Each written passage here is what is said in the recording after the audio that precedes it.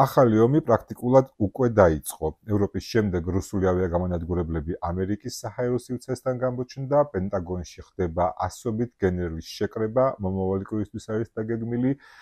ნატოში გადაწყვეტეს, რომ შემდეგი დარღვევის შემთხვევაში რუსულ ავიაგამონადგურებლებს ჩამოაგდებენ. მოკლედ სიტუაცია ესკალაციის სპირალშია. გამარჯობა, დღეს 26 სექტემბერია 2025 წელი. უკრაინაში სრულმასშტაბიანი შეჭრიდან 1310 დღე გავიდა. მე რატი ვარ მუნჯერი ჟურნალისტი, თქვენ უყურებთ პროექტს რა ხდება უკრაინაში. ჩამოთვლილ თემებზე ვისაუბრებთ დღეს, მანამდე კი ტრადიციულად დავიწყებ მადლობით ყველას, ვინც მიყურებს, აქტიურობს კომენტარებში, ალაიქებს ვიდეოს, ვინც არის ჩემი გამომწერი. ასევე დიდი მადლობა მათ, ვინც დონაციას ეწევა, თქვენისაც გაქვთ დონაციის სრული, აღწერაში არის ანგარიშის ნომერი მითითებული და წინასწარ მადლობა. ხოლო ვისაც ჯერ არხი არ გაქვთ გამოწერილი, თქვენ არხის გამოწერითაც დაგვეხმარებით, რომ უფრო გავფართოვდეთ და უფრო მეტ ადამიანთან მივიტანოთ ინფორმაცია. დავიწყოთ, მოკლედ პუტინმა გადაწყვეტა, რომ სულ უფრო ღრმად შევიდეს ესკალაციაში და აღმოსავლეთ ევროპის ქვეყნების შემდეგ უკვე სკანდინავიის ქვეყნებზეც გამოჩნდა რუსული პროვოკაციები და ასევე ალიასკასთან გამოჩნდა რუსული ავიაგამონადგურებლები, თუმცა ამერიკის საჰაერო სივრცე არ დაურღვევია, რადგან მალევე აფრინდა, მალევე მოახდინა ამერიკულმა მხარემ რეაგირება და ამის პარალელურად გავრცელდა ინფორმაცია იმის შესახებ, რომ მომავალ კვირაში ომის მინისტრი თუკი პენტაგონი ომის სამინისტროდ გადაკეთდა სახელი ყოველ შემთხვევაში ჰეგეცი ომის მინისტრი გამოდის ის თავის გენერლებს ეძახის შეკრებაზე კონკრეტულად რას უკავშირდება ის უცნობია თუმცა ამასთან გაეროში უფრო მკაცრად და ხშირად ისმოდა ევროპელი ლიდერების განცხადებები მათ შორის განსაკუთრებით გამორჩეული იყო პოლონეთი რომლებაც თქვეს რომ შემდეგში როდესაც რუსეთი დაარღვევს მათ საჰაერო სივრცეს რუსებს ჩამოაგდებენ ჩვენ თქვენ ჩამოგაგდებთ და მე აქ საწუწუნოდ არ მოხვიდეთ ზუსტად ასეთი პერიფრაზი რო გავაკეთოთ სიკორსკის პოლონეთის საგარეო საქმეთა მინისტრის ასეთი იყო ეს განცხადება. ამის პარალელურად ჩვენ ასევე გაეროში ვნახეთ რომ ტრამპის რიტორიკა მკვეთრად შეიცვალა. ეს ფაქტია, რიტორიკა ფაქტობრივად შეცვლილი არის, თუმცა ჩვენ ასევე ფაქტად ვიცით, რომ ტრამპი ხშირად იცვლის რიტორიკას და ეს ხშირ შემთხვევაში დამოკიდებულია იმაზე, თუ ვის ელაპარაკება, თუ პუტინს ელაპარაკება, პუტინის მერე უკვე სხვა ტალღებზია, აგერ ზელენსკისთან საუბრის მერე სულ სხვა ტალღებზე დაждდა, მოკლედ ასე ვთქვათ, ტრამპი ამის მიხედვით ოპერირებს, ყოველ შემთხვევაში საჯარო გამოსვლები ამის მიხედვით აქვს. რა შეიძლება უკავშირდებოდეს ტრამპის ასეთი სახეცვლილება რიტორიკაში ყოველ შემთხვევაში მე დაახლოებით ასე ვთქვათ ორი ვერსია მაქვს. ერთი ვერსია არის ის რომ საბოლოო ჯამში თავის თავთან დარწმუნდა რომ დიდი შეცდომა დაუშვა, როდესაც მიცა პუტინს საშუალება გაერღვია დიპლომატიური იზოლაცია, იმით რომ დაპატიჟა იმ ალიასკაზე, რომელსაც რუსული ავიაგამონადგურებლები უახლოვდებოდა სხვათა შორის პუტინი და იქ ეს სამიტი გამართეს. ამის შემდეგ უკვე პუტინი ჩასული იყო ჩინეთში, პრაქტიკულად ისე გამოვიდა, რომ დღეს სოფლიოში ერთ-ერთი ლიდერი, რომელიც ამერიკის პრეზიდენტსაც ხვდება და ჩინეთის ლიდერსაც ხვდება, რომელიც ჩინეთში ჩადის და ამერიკაში ჩადის, პრაქტიკულად პუტინი არის და ის საკმაოდ ასე ვთქვათ, თამამად გამოიყურება ამ დიპლომატიურ არენაზე და შეიძლება მიხვდა ტრამპი, რომ ეს სერიოზული შეცდომა იყო. და ახლა აი ამ რიტორიკით ცდილობს რომ რაღაცნაირად დაამციროს რუსეთი, მით უფრო აი იმ თავის ცნობილ განცხადებაში, რომ როგორც აღმოჩნდა რუსეთის არმია ქაღალდის ვეფხვია, რადგან ნებისმიერი არმია 3 დღეში დაამთავრებდა ამ ოპერაციას, ნამდვილად იყო რუსეთის იმიჯზე, ასე ვთქვათ, შეურაცხყოფის მიყენება. და ამას ასე ვთქვათ, მოყვა გარკვეული ნაბიჯები რუსეთის მხრიდან, თუმცა მანამდე მეორე ვერსიაზე ვისაუბრებ, ჩემი აზრით, რაც შეიძლება იყოს აი ამ რიტორიკის გავარცხება რუსეთისთვის და ასე ვთქვათ უფრო უკრაინული პოზიციის დაფიქსირება. რამდენადაც ეს იყო უკრაინის მხარდაჭერი განცხადება და ვთქვათ რუსეთის საწინააღმდეგო, ასევე პრინციპში შეიძლება ვთქვათ, რომ იმ პოლიტიკის ლოგიკაში, რომელიც ტრამპს აქვს ბოლო პერიოდში არჩეული, აბსოლუტურად ჩდება. ახლა ვეცდები აგიხსნათ, რას გულისხმობ. ტრამპმა და ზელენსკიმ ისაუბრეს, ზელენსკი დაარწმუნა ტრამპი, რომ გარკვეულ წარმატებას აღწევს, რადგან ფრონტი მინიმუმ შენარჩუნებულია, იმიტომ რომ იცით, რომ საზაფხულო კამპანია ჩავარდა და საშემოდგომო მოწმე მიმდინარეობს და განსაკუთრებული წინსვლები არ არის.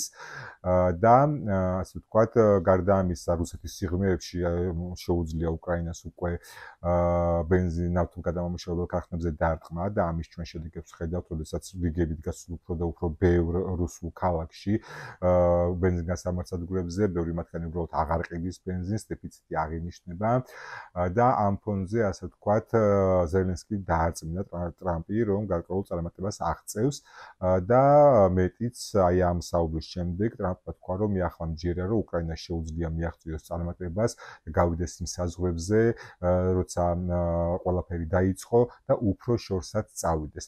აი ეს უფრო შორსაც წავიდეს, ბევრნაირად იქნა ინტერპრეტირებული, თუმცა ჩემი აზრით, რაც მე წავიკითხე იქიდან გამომდინარე ყოველ შემთხვევაში, როდესაც ტრამპი ამბობს, რომ უკრაინას შეუძლია გავიდეს იმ საზღვრებზე, საიდანაც ყველაფერი დაიწყო, ის გულისხმობს დასაწყისად, ის გულისხმობს სრულმასშტაბიან შეჭრას, ანუ ყირიმის ამაში ყირიმი და დონბასის ნაწილი არ ითვლება და როცა ამბობს, რომ უფრო შორსაც შეუძლია წავიდეს, აქ იგულისხმება სწორედ ყირიმი და დონბასი და არა ვთქვათ რუსეთის სუვერენული მიწები, როგორი ინტერპრეტაციებით ჩვენ ნახეთ.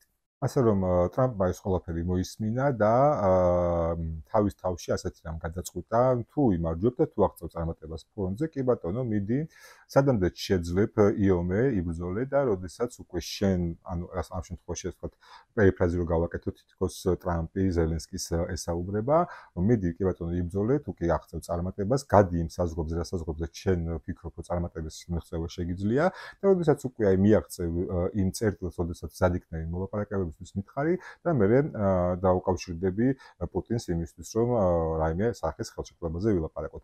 ანუ აი ის განცხადება, რომელიც მან გააკეთა, ამ ლოგიკაში ჯდება ჩვენ ვიცით, რომ ასე ვთქვათ, გაპრეზიდენტების და ინაუგურაციის მერე ბევრჯერ შეიცვალა პოლიტიკა, ყოველ შემთხვევაში რიტორიკის დონეზე. ტრამპმა ჯერ ზელენსკის არ ქონდა კარტები, მერე ქონდა, მერე რუსეთი იყო, რუსეთს უნდა და მშვიდობა ზელენსკის არ უნდა და მერე ორივე გაბუტული ბავშვები იყვნენ, რომელიც ქვიშაში თამაშობენ და ჩხუბობენ, მოკლედ აი ეს ცვლილებები სულ იყო, თუმცა ახლა გვაქვს ის სურათი, როგორც გვაქვს და პრინციპში იმ პოლიტიკის გაგრძელება, რომ ცდილობს მაქსიმალურად დისტანცირდეს ამ ომიდან, ასე ვთქვათ, უფრო შუამავალი იყოს, ვიდრე ჩართული მხარე, დახმარებაზეც კი, უკრაინის დახმარებაზეც კი მხოლოდ რაღაცა ვაჭრობის სახე კონდეს და ნატოს ევროპელი მოკავშირეების ფულით მიყიდოს ამერიკული შეერაღება, აი ამ პოლიტიკაში პრინციპში ჯდება და ვნახოთ როგორ გაგრძელდება. თუმცა აქ ჩვენ შეგვიძლია შემოვიყვანოთ უკვე სცენაზე რუბიო, რომელიც ამბობს, რომ მზად არის ამერიკა უკრაინას არა მხოლოდ თავდაცვითი შეერაღებით დაეხმაროს, არამედ თავდასხმითი შეტევითი იარაღიც მიყიდოს და ამ მხრივ ერთ-ერთი ასე ვთქვათ მთავარი დამფინანსებელი ამ ამბის სწორედ სკანდინავიური ქვეყნები არიან და რუსეთის მხრიდან ამ ქვეყნების აეროპორტების ბლოკირებაც, ასე ვთქვათ, შეიძლება ამ ნაბიჯში განვიხილოთ. თავის მხრივ, როგორც ვთქვით, პუტინი ჯერ პირადი რეაგირება არ გაუკეთებია, თუმცა როდესაც ტრამპა ეს მკვახე განცხადება გააკეთა, მაშინვე სცენაზე გამოვიდა პუტინის კიდევ ერთი ავატარი, მედვედევზე მაქვს საუბარი, რომელიც როგორც წესი გამოირჩევა ხოლმე აი ასე სოციალური მედიით პასუხისთვის და მან თქვა, რომ ბანდერას მომხრეებმა კოკაინი ჩაიტანეს ნიუ-იორკში და როგორც ჩანს, ტრამპს გადააფიქრებინეს. ამის შემდეგ უკვე იყო პესკოვის განცხადება, რომ არ არის ჩანიშნული ორ ლიდერს შორის სატელეფონო საუბარი, თუმცა შეიძლება ნებისმიერ დროს შედგეს და ჩვენ მოლაპარაკებებისთვის მზად ვართ. ყოველ შემთხვევაში ეს ორი ურთიერთგამომრიცხავი დამოკიდებულება იყო ტრამპის განცხადებაზე. აი პუტინი კი არ ჩქარობს, როგორც წესი ისე იქცევა, პრინციპში ესეც ჯდება პუტინის ქცევის ალგორითმში, ის ელოდება რა მოხდება, ჯერ დუმს, ფიქრობს ალბათ როგორ უპასუხოს ქაღალდის ვეფხვს, ასე ვთქვათ, იმიტომ რომ ეს მართლაც არის შეურაცხყოფელი რუსული არმიისთვის და შესაძლოა ის ესკალაცია, რომელიც მიმდინარეობს საჰაერო სივრცეების დარღვევით, იყოს ერთ-ერთი პასუხი, მათ შორის ის, რომ ეს ამერიკული ავიაგამანადგურებლები ამერიკასაც კი მიუახლოვდნენ.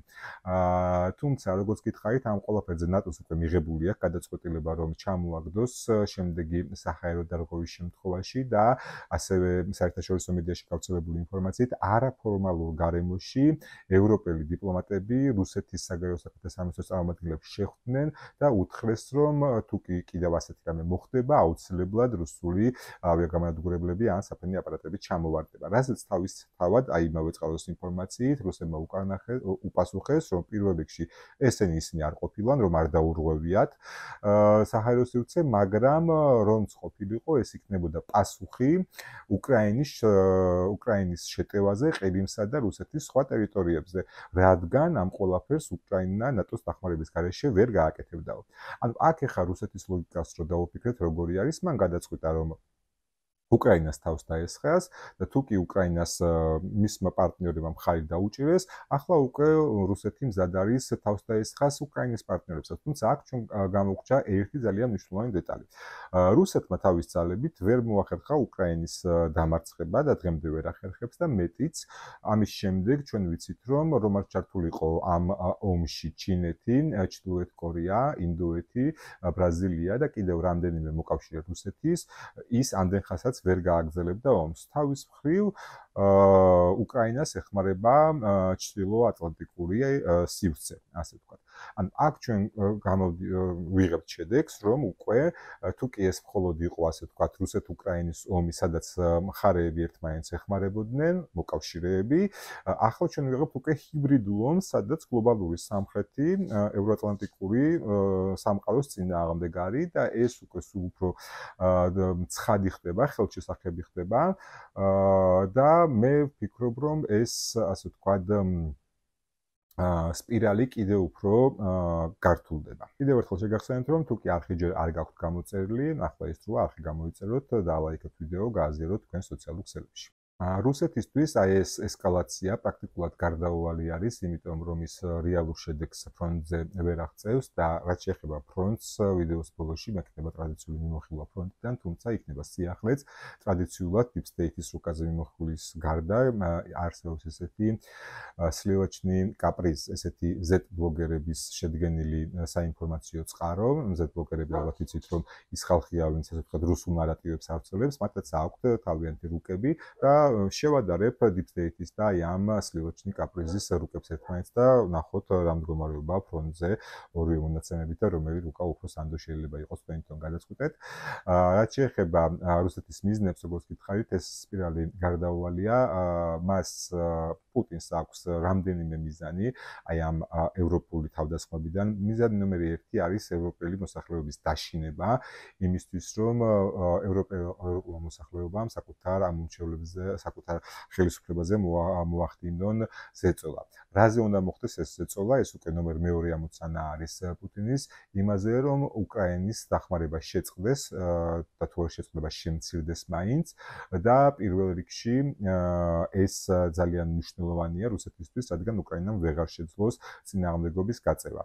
ამასთან გარდა იმისა, რომ მოსახლეობამ უნდა მოახდინოს ზეწოლა თავიანთ ხელისუფლებებზე ევროპაში, თავად ევროპელი ლიდერები უნდა დაფიქრდნენ, ფული, რომელიც იხარჯება უკრაინის მხარდასაჭერად, ხომ არ არის აუცილებელი რომ მიმართონ საკუთარი სამხედრო წარმოების გასაღრმავებლად და საბოლოო ჯამში ეს ყველაფერი და მესამე მიზანი არის ულტრამემარჯვენე ძალების მხარდაჭერა ევროპაში იმისთვის, რომ პუტინმა მიაღწიოს საწავლას. მოკლედ, აი ამ ჰიბრიდულ ომში პუტინის ამოცანა ეს არის, რადგან ის აი ამ ალგორითმით მუშაობს, ჯერ ყოველთვის ცდილობს ჰიბრიდულად შეცვალოს სიტუაცია, ამა თუ მისთვის სასურველ სამყაროში და შემდეგ უკვე გადადის ომზე. შესაბამისად, ევროპელებს უნდა ესმოდეთ, რომ ნამდვილად არიან უკვე ჰიბრიდულ ომში და არა მხოლოდ ევროპელები, ზოგადად ჩრდილოატლანტიკური ლიბერალური დემოკრატიის სამყარო არის ჰიბრიდულ ომში გლობალურ სამხრეთთან და რაც მალე აღიარებენ ამას, უკეთესი არის, თუმცა აქვე არის კიდევ ერთი ფაქტორი, რომელზეც წინა ვიდეოებში საუბრობდი და ეს არის ნატოს მზადყოფნის ფაქტორი.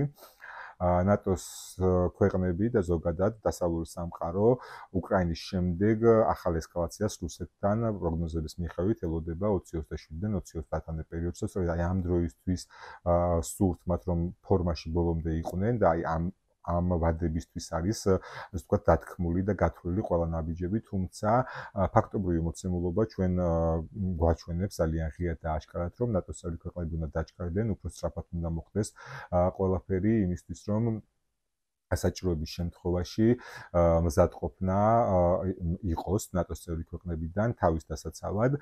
აქვე კიდევ ერთ ფაქტს და გარემოებას გახსენებთ, რომელიც ახლა და ამჟამად მიმდინარეობს. ჩვენ თუნდაც იგივე ისრაელ-ირანის რამდენიმე დღიან სამხედრო კამპანიაში ვნახეთ, რომ დასავლურ შეიარაღებასთან გლობალური სამხრეთის შეიარაღებას რეალური შანსი არ აქვს, ისე მოხერხდა პრაქტიკულად პრაქტიკულად ირანზე იმ ობიექტების სამხედრო დარტყმა, რომელიც იყო სამიზნეში.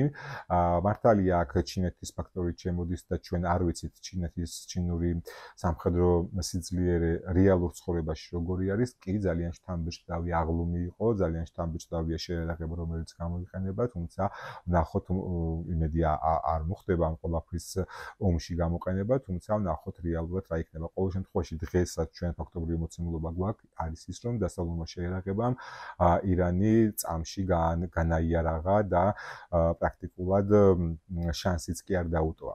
შესაბამისად, თუ კი წლის დასაწყისში მე მიწევდა თქმა, რომ ბოდიში მშვიდობა ჯერ ვერ იქნება და ეს პრაქტიკულად ახდა.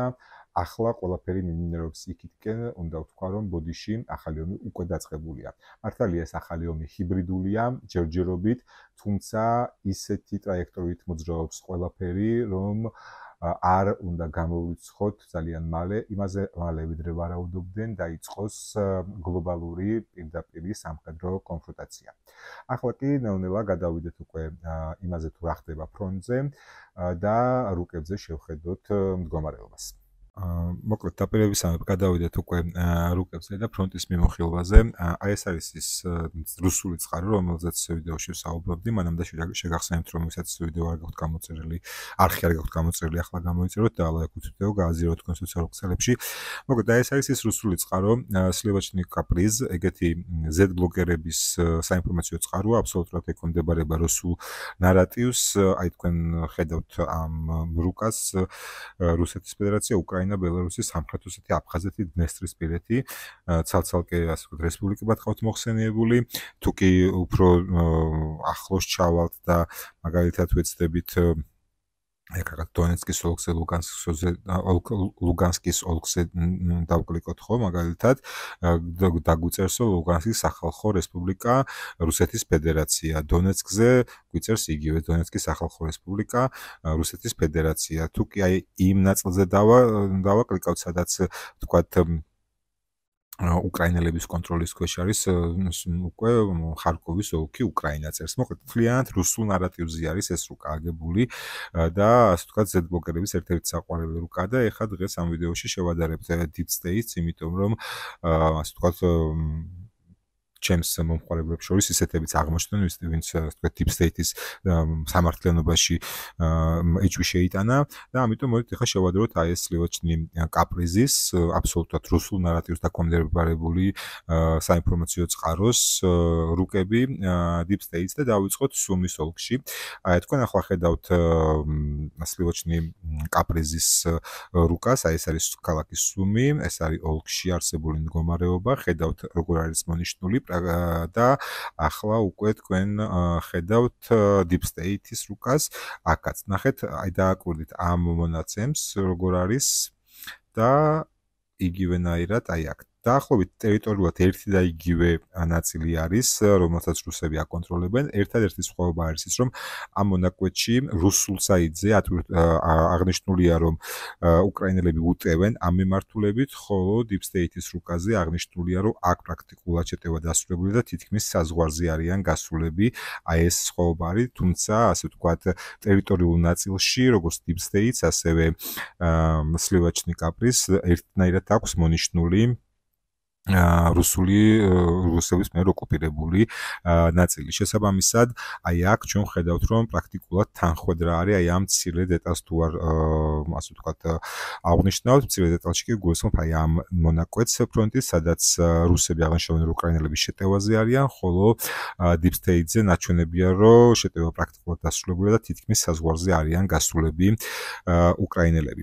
გადავიდეთ შემდეგ მონაკვეთზე და შემდეგი მონაკვეთი უკვე არის კუპიანსკის მიმართულება, სადაც ასე ვთქვათ, ჩვენ ვიცით, რომ საკმაოდ რთული მდგომარეობა არის, ქალაქის ბრძოლები მიმდინარეობს, აი ეს არის რუსული რუკა და თქვენ ხედავთ რა ტერიტორია არის მონიშნული როგორც რუსების მიერ დაკავებული, ხო?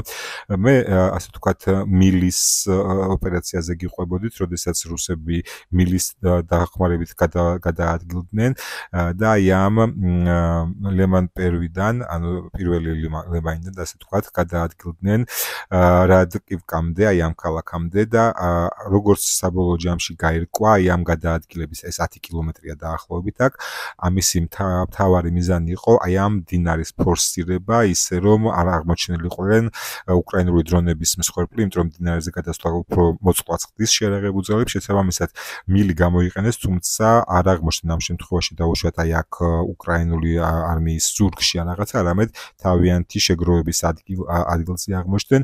ეს არის მოკლედ რუსული რუკა, სადაც გვაქვს ნაჩვენები, რომ ქალაქის ჩრდილოეთში არიან შესულები რუსები და ოკუპაცია არის ამ ნაწილზე, ხოლო რაც შეეხება Deep State-ის მიხედვით, როგორც ხედავთ, უფრო მეტი ზონა არის აღნიშნული როგორც რუსების მიერ ოკუპირებული. ასე რომ თუ კი Deep State-ი ვინმეს მიაჩნია არაობიექტურად, მაშინ გამოდის, რომ რუსების მიმართ არაობიექტური არის, იმიტომ რომ აი ეს წმინდა წყლის რუსული რუკა აქ კიდევ ერთხელ დააკვირდით, როგორი მონიშნა არის ქალაქი კუპიანსკი, სად არიან რუსები, თვითონ რუსებისვე ინფორმაციით, ხოლო Deep State-ის რუკა ქალაქი კუპიანსკი და სად არიან რუსების შემოსულები.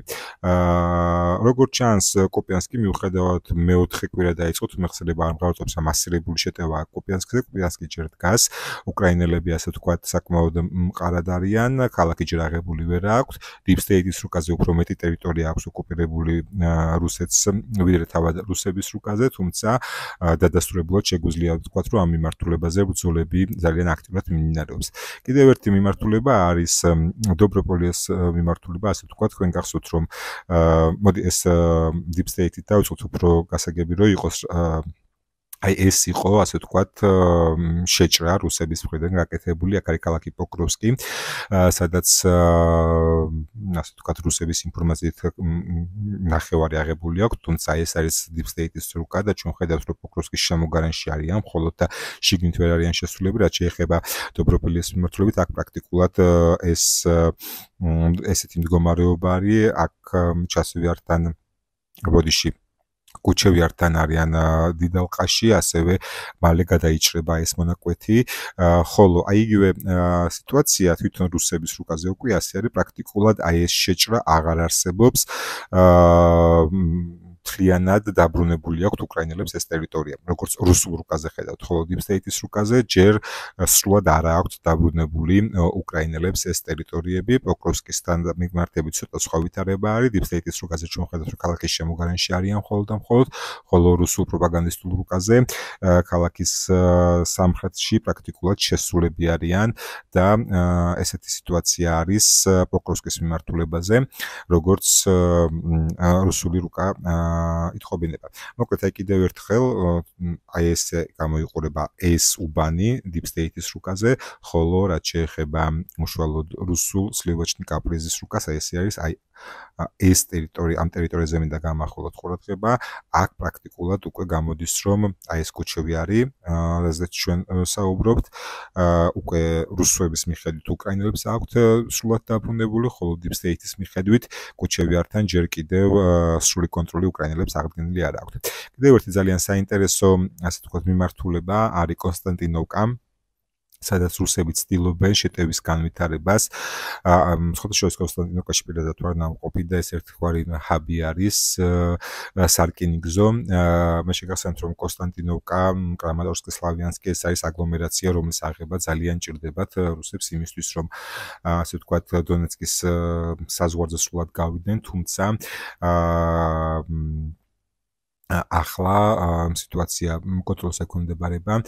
აი ამ ტერიტორიებზე, აი ივანოპილა, აი ამ სოფლებში ეს პრაქტიკულად არის კონსტანტინოვკის შემოგარენი, ასე ვთქვათ, სააგარაკე ფართები არის ამ ქალაქისთვის და ეს არის Deep State-ის რუკა და ჩვენ ხედავთ, რომ კონსტანტინოვკასთან მიმართებაში ახლოსაც არ არიან მისულები, რაც შეეხება რუსულ პროპაგანდისტულ რუკას, აი ეს არის კონსტანტინოვკა და ჩვენ ხედავთ, რომ აი იმ სააგარაკე ნაწილში რუსული რუკის მიხედვით რუსები შესულები არიან.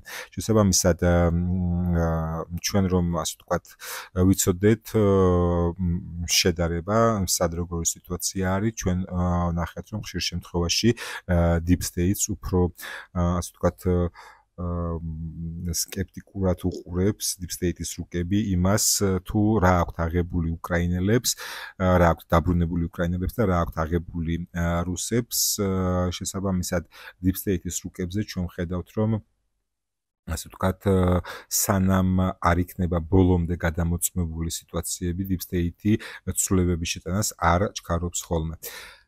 აი, როდესაც ვამბობ სამი ქალაქის აგლომერაციაზე, კონსტანტინოვკასთან რომ ასე ვთქვათ გამოვიდეთ, აი აქ არის კონსტანტინოვკა, შემდეგ კრამატორსკი და შემდეგ სლავიანსკი.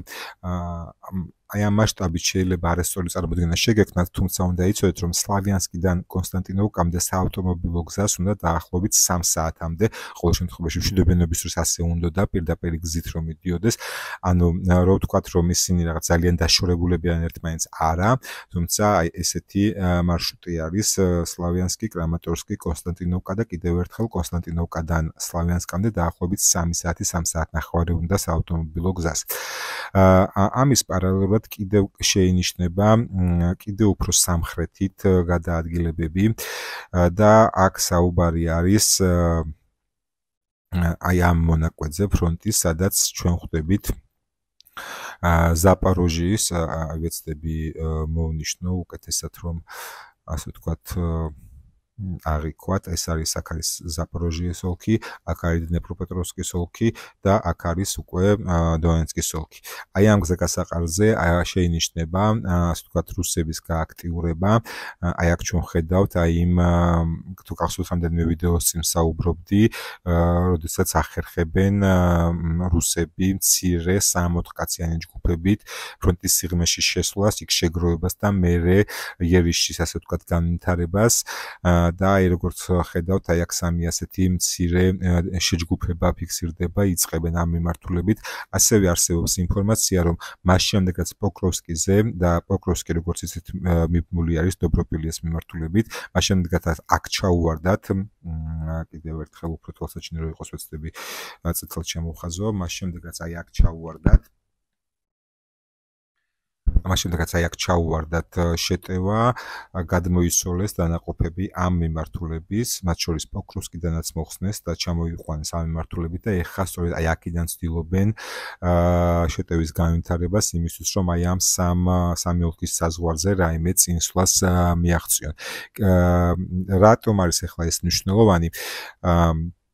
ჩვენ ვიცით რომ აი ეს დობროპილიეს შეჭრა მოხერხდა მას შემდეგ რაც რუსები ცდილობდნენ პოკროვსკისთვის ჩრდილოეთიდან მოეარათ და აქედან მოხდარიყო ქალაქი ალყაში, თუმცა რადგან აი ეს მონაკვეთი ქონდათ გამაგრებული უკრაინელებს, რუსული შეტევა ამ მიმართულებით განვითარდა და შესაბამისად იყო აი ეს შეჭრა გაკეთებული. ეხლა როგორც ჩანს, რადგან აქაც ჩავარდა, გადმოისროლეს როგორც გითხარით, აი ამ მიმართულებაზე უფრო დიდი ძალები და ეხლა ეცდებიან უკვე აი ამ სამი ოლქის გასაყარიდან შეძლონ დიდი ალყის მოწყობა და გასვლა დონეცკის ოლქის საზღვარზე. ამ ფარგლებში თუ კი შეძლებენ ზაპოროჟიაში ან დნეპროპეტროვსკში გადასვლას, ეს რატომაც არა მათ ინტერესებში შედის, რაც უფრო მეც აიღებენ, თუმცა რო ავხსნათ რატომ არის როგორ არის ლოგიკა რუსების ასე ვთქვათ შეტევების, კიდევ ერთხელ, როდესაც ჰქონდათ მცდელობა, რომ პოკროვსკისთვის შემოიარათ და ალყა შემოერტყათ, აი აქ დახვდათ მათ უკრაინული წინააღმდეგობა და ამიტომ შეტევის განვითარება შეძლეს დობროპილიეს მიმართულებით. დაახლოებით იგივეს ვაკვირდებით ეხლა ჩვენ უფრო სამხრეთით, როგორც ხედავთ, თუმცა ვნახოთ როგორ განვითარდება მოვლენები. აქ მთავარი სათქმელი თემა არის ის, რომ მთელი ეს სამხედრო მოქმედებები, რომელზეც ახლა ვსაუბრობთ, დაგეგმილი იყო, რომ ზაფხულის კამპანიაშივე დასრულებული იყო. თუმცა ვიცით, რომ ზაფხულის კამპანიაში ეს ვერ მოხერხდა, შესაბამისად ის კამპანია ჩავარდნილია. ახლა უყურებთ საშემოდგომო კამპანიის, ასე ვთქვათ, იერიშებს, ვნახოთ აქ როგორ განვითარდება მოვლენები. კიდევ ერთხელ შეგახსენებთ, რომ თუ არხი არ გაქვთ გამოწერილი, ახლა ის დროა გამოიწვიოთ არხი. მადლობა, რომ მიყურეთ დღეისთვის სულ ეს იყო. შეგახსენებთ დონაციის სრული შემთხვევაში აღწერაში არის ანგარიშის ნომერი, წინასწარ მადლობა ამისთვის, თქვენ კი ვისაც ჯერ არხი არ გაქვთ გამოწერილი, ახლა ის როა გამოვიწეროთ არხი. მადლობა ნახვამდის დროებით.